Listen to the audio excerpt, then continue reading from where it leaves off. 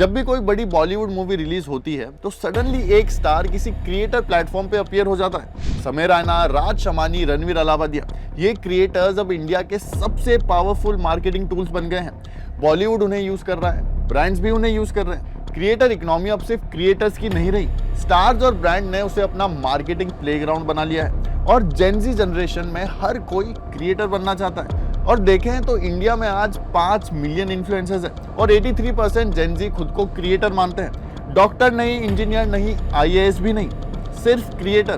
Fashion, lifestyle, podcast, finance, gaming, हर कोई एक फोन से एक एम्पायर बनाना चाहता है। और ऑनेस्टली ये गलत नहीं है। क्रिएटर इकोनॉमी रियल है, पैसा भी रियल है और अपॉर्चुनिटीज भी रियल है। लेकिन इस पूरी स्टोरी का एक हिस्सा है जो कोई नहीं दिखाता, एक ऐसा सच जो क्रिएटर बनने से पहले जानना बहुत जरूरी है। और आज हम वो सच के बारे में जानेंगे ताकि अगर आप भी क्रिएटर बनना चाहते हो तो आपको पूरी पिक्चर पता हो। मैं हूं आशीष रावत और ये चैनल है उन लोगों के लिए जो सिर्फ न्यूज नहीं, असली पिक्चर देखना चाहते हैं। अगर ये आपका पहला वीडियो है तो सब्सक्राइब जरूर कीजिए, ये पक्का काम आएगा।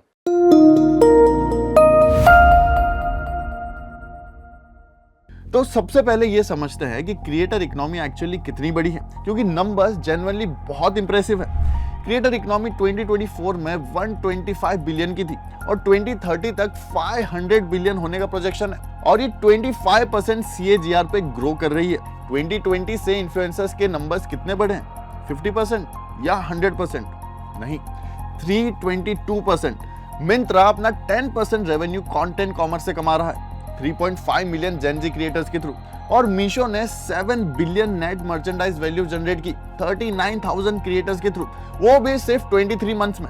और ये रियल नंबर्स है।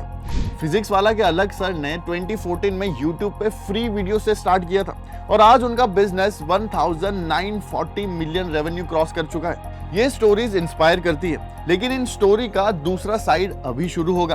तो सबसे पहले ये सवाल आता है कि जेनजी क्रिएटर क्यों बनना चाहता है? क्योंकि ये सिर्फ पैसा नहीं, ये एक मच डीपर शिफ्ट है जो जेन्युइनली रियल है। कॉर्पोरेट लाइफ ने जेनजी को डिसअपॉइंट किया है, पेंडेमिक ने मास लेऑफ्स दिखाए, 12 घंटे की जॉब्स में वर्क लाइफ बैलेंस जीरो है और एक यंग प्रोफेशनल ने एग्जैक्टली ये कहा कि वेल्थ, ग्रोथ और पर्पस सैलरी से नहीं आएगा। क्रिएटर पाथ में वो सब मिलता है जो कॉर्पोरेट में नहीं मिलता। आप खुद के बॉस हो, आपका खुद का स्केड्यूल है और आपकी खुद की एक आइडेंटिटी भी है और एक ऐसा करियर जहां आप खुद को एक्सप्रेस कर सको बिना किसी ट्यूबलाइट कैबिन में बंद रहे। एक कंस्ट्रक्शन वर्कर महाराष्ट्र में अपने वर्क साइट पे डांस वीडियोस पोस्ट करता है और मिलियन फॉलोअर्स आ जाते हैं। कोई डिग्री नहीं, कोई कनेक्शंस नहीं, सिर्फ एक फोन और ऑथेंटिसिटी। एक पॉलिटिकल साइंस ग्रेजुएट हरियाणवी में सोशियो पॉलिटिकल कंटेंट बनाता है क्योंकि वो अपने कम्युनिटी के लिए फिलोसॉफी एक्सेसिबल बनाना चाहता है। पैसा सेकेंडरी है लेकिन पर्पस प्राइमरी है। और जब एक वायरल रील में टेक इन्फ्लुएंसर्स एक हफ्ते में 1 महीने की सैलरी अर्न कर लेते हैं ब्रांड कोलैबोरेशन से, तो अट्रैक्शन और भी स्ट्रांग हो जाती है। ये सब वैलिड रीजंस है, लेकिन स्टोरी यहाँ खत्म नहीं होती। क्रिएटर इकोनॉमी का सबसे डेंजरस कॉर्नर है इन्फ्लुएंसर्स। ये वो क्रिएटर्स हैं जो लग्जरी लाइफस्टाइल्स दिखाते हैं, फाइनेंशियल फ्रीडम की बात करते हैं और आपको हाई रिस्क F&O ट्रेडिंग में डालने की कोशिश करते हैं। और ये सारे इन्फ्लुएंसर्स नहीं, उनमें से कुछ लोग हैं, पर इन कुछ लोगों की वजह से पूरी कम्युनिटी पे सवाल उठते हैं। 93% रिटेल ट्रेडर्स जो इन इन्फ्लुएंसर्स के टिप्स पे F&O ट्रेडिंग करते हैं नेट लॉस में होते हैं। ये एक डेवास्टेटिंग नंबर है।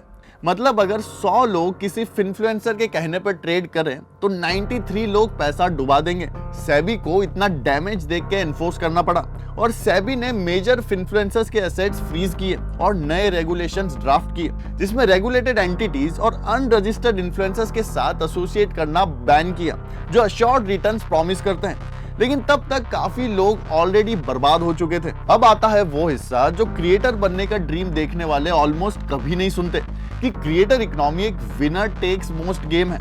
टॉप 1% से 5% क्रिएटर्स 80 से 90% सारी अर्निंग्स ले जाते हैं और बाकी 95%। इसके आंसर के लिए एक जर्नलिस्ट की रियल स्टोरी बताता हूँ। 1.76 lakh crore followers, daily posting और 1 महीने में प्लेटफॉर्म मोनेटाइज से मिली अर्निंग थी सिर्फ $10.32, मतलब रफली सिर्फ 860 रुपए। और ये सिर्फ अर्निंग्स की प्रॉब्लम नहीं है, CPMs यानी एड रेट्स भी गिर रही है क्योंकि मार्केट में क्रिएटर्स फ्लड हो गए हैं, लेकिन एडवर्टाइजर बजट्स उतनी तेजी से नहीं बढ़ रहे हैं। क्रिएटर इकोनॉमी स्लो डाउन 2025 में रियल था।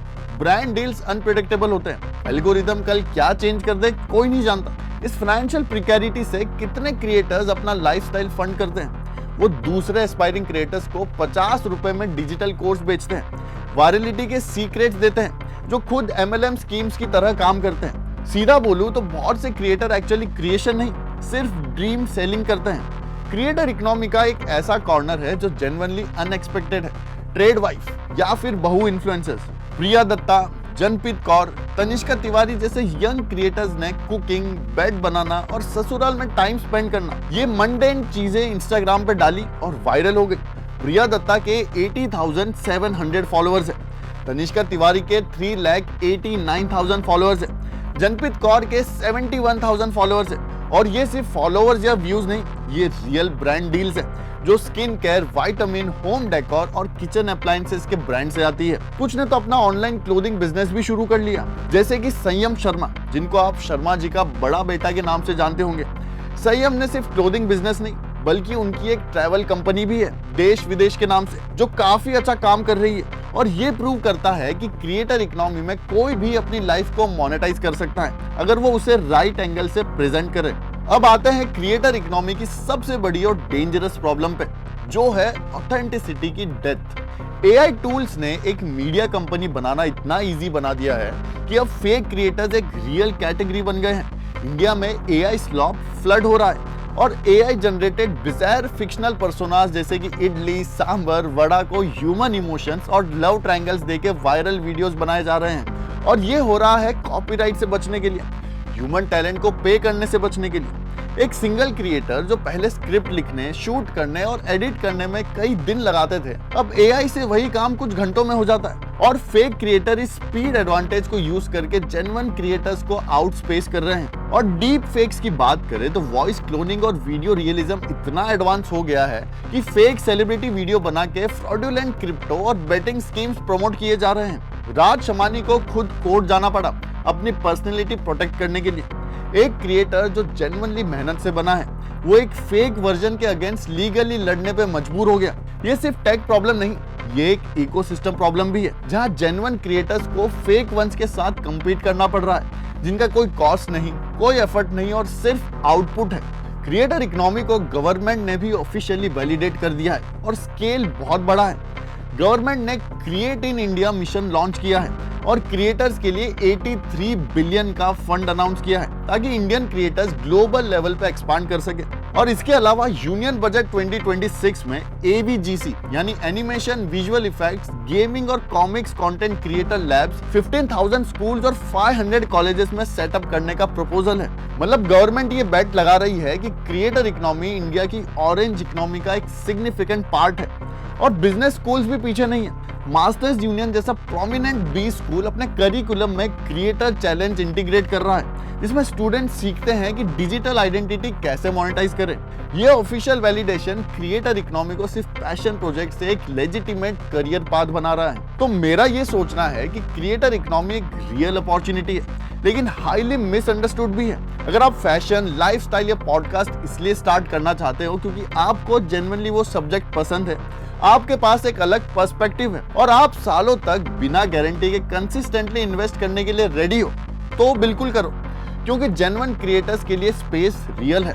लेकिन अगर आप क्रिएटर इसलिए बनना चाहते हो क्योंकि आपने किसी का लग्जरी लाइफस्टाइल देखा या क्विक मनी का आइडिया आया या फिर कॉर्पोरेट से एस्केप चाहिए, तो ये मोटिवेशन बहुत रिस्की है, क्योंकि वो 95% क्रिएटर्स जो टॉप पे नहीं है वो एग्जैक्टली इसी मोटिवेशन से शुरू करते हैं। मेरी बोल्ड प्रेडिक्शन ये है कि 2027 तक क्रिएटर इकोनॉमी इंडिया में कंसोलिडेट होगी। टॉप क्रिएटर्स और टॉप ब्रांड्स का डायरेक्ट पार्टनरशिप ज्यादा होगा। मिडिल टियर क्रिएटर्स को ब्रांड डील्स कम मिलेंगे और जो क्रिएटर डाइवर्सिफाइड इनकम स्ट्रीम बनाएंगे वही सर्वाइव करेंगे।